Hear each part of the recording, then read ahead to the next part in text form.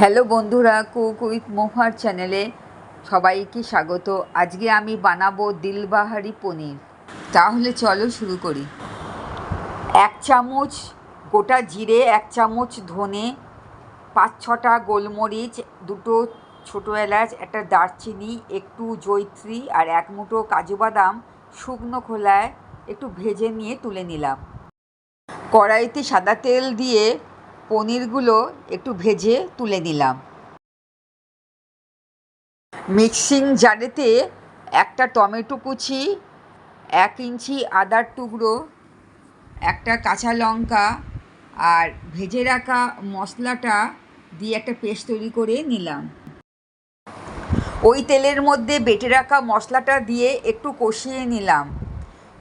কষানোর সময় 1 চামচ কাশ্মীরি লঙ্কা গুঁড়ো আর 1 চামচ শাহি গরম মশলা গুঁড়ো দিয়ে একটু কষিয়ে নিচ্ছি। মশলা থেকে তেল ছেড়েছে, এবার স্বাদ মতো নুন আর চিনি দিলাম। এবার ভাজা পনিরটা মশলার মধ্যে দিয়ে ভালো করে নেড়ে অল্প জল দিলাম। ফুটতে দেবো 1-2 মিনিটের মতন। গ্রেভিটা ফুটে গেছে, ওপর থেকে কসৌতি মেথি দিয়ে গ্যাসটা বন্ধ করে দিলাম।